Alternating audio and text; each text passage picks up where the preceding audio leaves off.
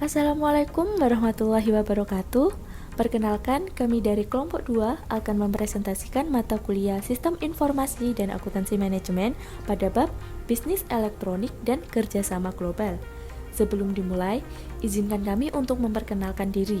Anggota dari kelompok 2 yang pertama ada Dwi Aprilia Rahmawati, kemudian Ima Mauzia Afifa, dan yang terakhir ada Sofia Fitri Marhama. Proses bisnis dan sistem informasi. Berkembangnya zaman tentu saja disertai dengan perkembangan teknologi informasi yang semakin memudahkan pekerjaan manusia. Teknologi yang terus berkembang tak jarang sering mengubah cara organisasi bisnis bekerja dan tentu saja mendukung model bisnis yang baru. Dampak positif yang diberikan dari teknologi informasi tidak hanya menguntungkan perusahaan dengan perusahaan lain dalam urusan internal, namun juga hubungan perusahaan dengan konsumen dapat berjalan tanpa hambatan. Di sini ada tantangan yang harus dihadapi perusahaan untuk menghadapi teknologi yang berkembang. Di antaranya, perusahaan yang semakin tua atau ketinggalan zaman. Perusahaan yang semakin tua akan kalah bersaing dengan perusahaan-perusahaan baru yang memiliki sistem informasi yang lebih canggih.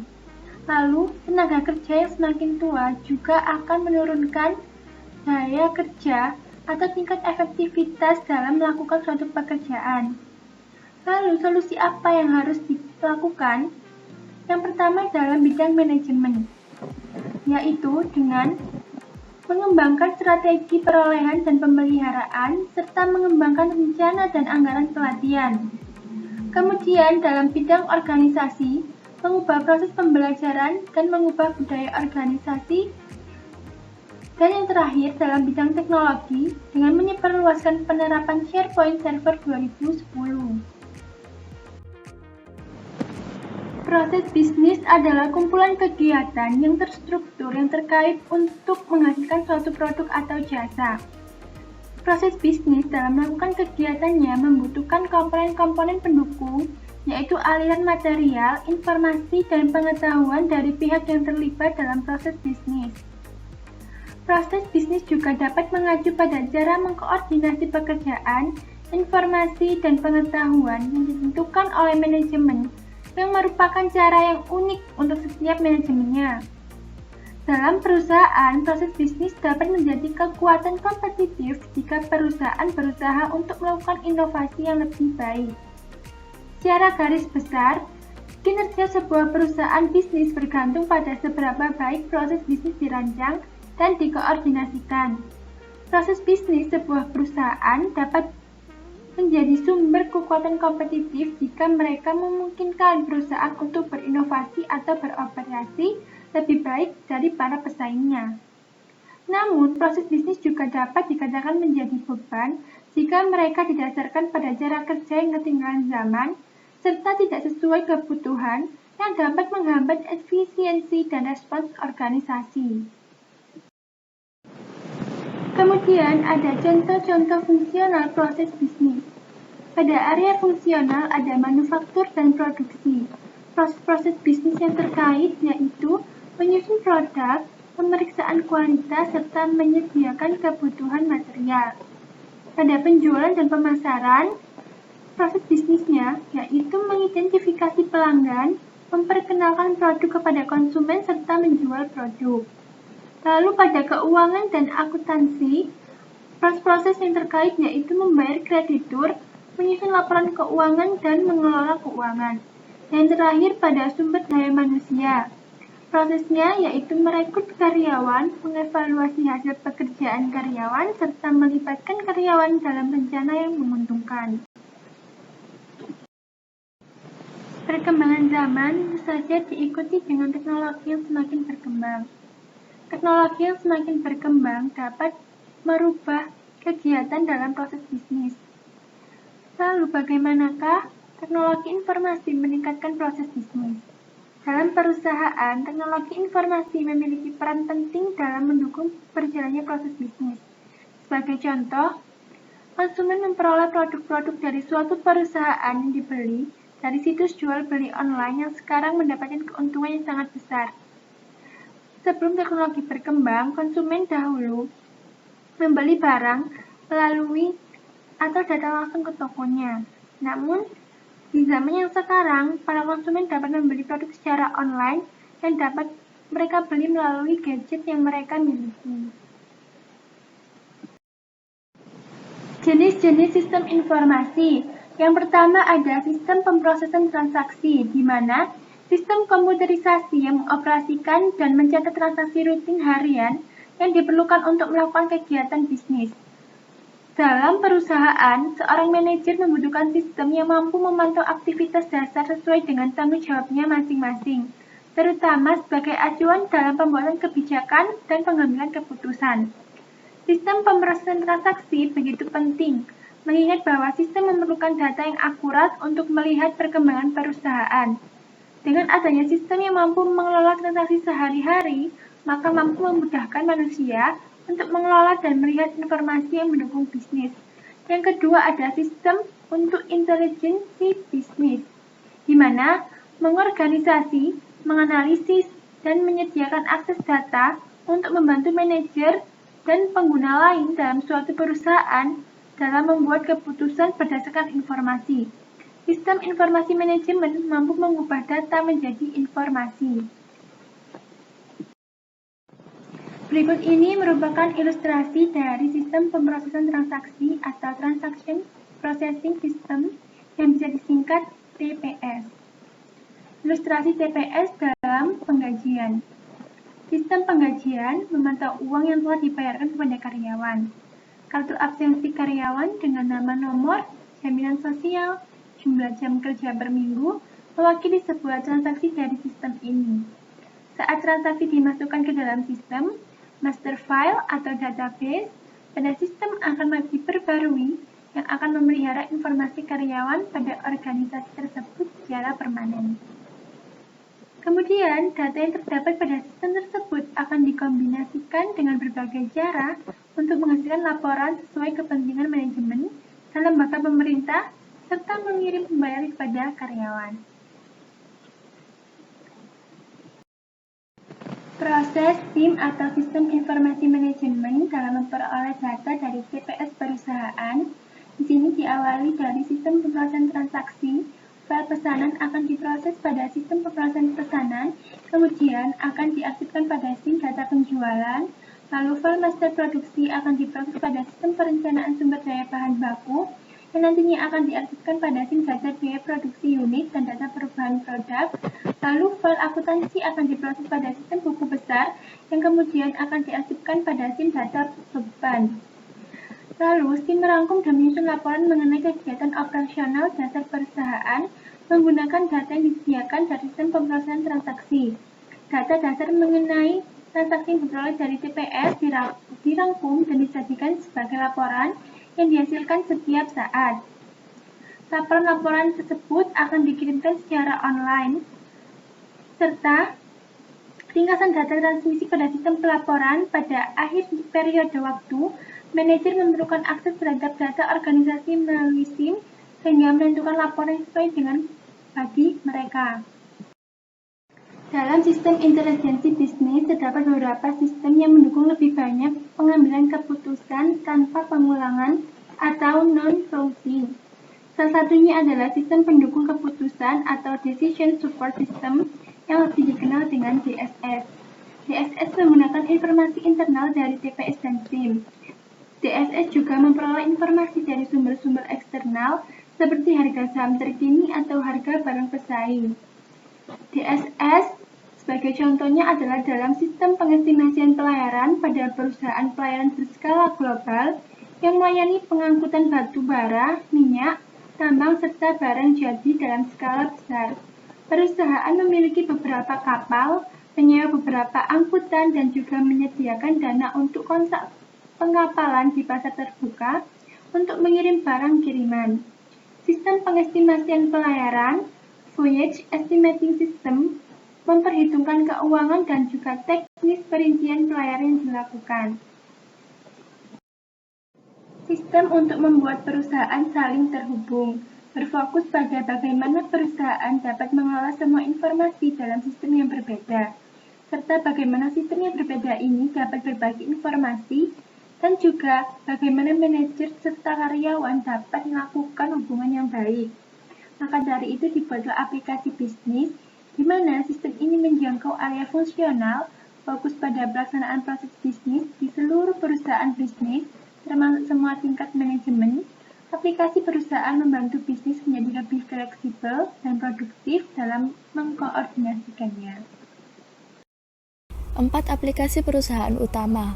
Yang pertama adalah sistem perusahaan untuk mengintegrasikan proses bisnis pada area manufaktur dan produksi, keuangan, dan lain-lain.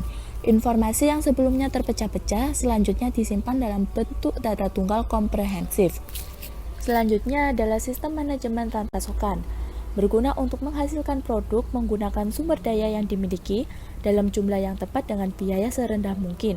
Sistem ini meningkatkan keuntungan perusahaan dengan cara menurunkan biaya pembuatan dan pemindahan produk. Yang ketiga adalah sistem manajemen hubungan pelanggan, berguna untuk mengkoordinasikan hubungan dengan pelanggan, mengoptimalisasikan pendapatan, kepuasan pelanggan, serta mempertahankan pelanggan. Dan yang terakhir adalah sistem manajemen pengetahuan, bertujuan untuk mengumpulkan seluruh pengetahuan dan pengalaman yang berhubungan dengan perusahaan untuk meningkatkan kinerja. Selanjutnya ada intranet dan extranet. Intranet adalah situs web internal perusahaan yang hanya dapat diakses oleh karyawannya saja. Sedangkan extranet adalah situs web perusahaan yang dapat diakses oleh vendor dan pemasok yang memiliki wewenang. Selanjutnya ada e-business, e-commerce, dan e-government. E-business adalah penggunaan teknologi digital dan internet untuk menjalankan proses bisnis. E-commerce adalah kegiatan jual beli barang atau jasa melalui internet. Dan e-government adalah penggunaan teknologi aplikasi jaringan dan internet untuk menghubungkan pemerintah dengan masyarakat, organisasi bisnis, sektor swasta, dan instansi pemerintah lainnya secara digital. Sistem untuk kolaborasi dan bisnis jejaring sosial. Kolaborasi merupakan kerjasama untuk mencapai tujuan bersama yang jelas. Kolaborasi berfokus pada penyelesaian tugas ataupun misi antara satu bisnis dengan bisnis lainnya. Kolaborasi dapat berlangsung selama beberapa menit atau jangka waktu yang panjang, tergantung pada pekerjaan dan hubungan di antara partisipan. Alasan mengapa kolaborasi menjadi penting karena dapat mengubah sifat pekerjaan, pertumbuhan bidang pekerjaan profesional, mengubah struktur organisasi perusahaan, mengubah ruang lingkup perusahaan, serta menitik beratkan pada investasi. Bisnis jejaring sosial. Bisnis jejaring sosial dapat memperdalam interaksi baik dari dalam maupun luar perusahaan, guna memperlancar dan memperbaiki pendistribusian informasi, inovasi, dan pengambilan keputusan. Kunci utama dari sistem bisnis jejaring sosial adalah percakapan yang terus berlangsung seputar organisasi. Jika perancang produk dapat belajar secara cepat mengenai produk mereka secara real time, dapat mempercepat proses perancangan ulang. Dan jika karyawan mampu menggunakan perangkat sosial untuk memperoleh pengetahuan, maka mereka dapat bekerja lebih efisien. Manfaat kolaborasi dan bisnis jejaring sosial. Yang pertama, mendapat pengetahuan yang mendalam. Kemudian, mendatangkan ide yang lebih inovatif tentang produk, layanan, serta administrasi. Dan yang terakhir, untuk menyelesaikan masalah dan keluhan pelanggan lebih cepat dan efektif. Perangkat dan teknologi untuk kolaborasi dan bisnis jejaring sosial. Yang pertama ada surel dan pesan instan. Surat elektronik atau yang biasa kita sebut dengan email dan pesan instan telah menjadi perangkat utama dalam berkomunikasi dan berkolaborasi untuk menghubungkan pekerjaan. Perangkat lunak yang mereka rancang beroperasi pada komputer, seluler, dan perangkat genggam nirkabel lainnya, dan dilengkapi fitur untuk saling berbagi file di samping mengirim pesan. Selanjutnya ada wiki. Wiki adalah jenis situs web yang memudahkan pengguna yang tidak memiliki pengetahuan dalam bahasa pemrograman dan pengembangan web untuk berkontribusi dan mengubah isi tulisan dan gambar. Contoh wiki yang paling terkenal adalah Wikipedia. Wiki bergantung pada relawan, tidak menghasilkan uang, dan tidak menerima periklanan. Wiki adalah perangkat yang sangat berguna bagi perusahaan dalam menyimpan serta saling berbagi pengetahuan dan wawasan. Selanjutnya ada virtual worlds. Virtual worlds seperti Second Life adalah lingkungan 3D yang dihuni oleh penduduk atau warga yang telah menciptakan karakter grafis sebagai perwakilan diri mereka yang dikenal sebagai avatar.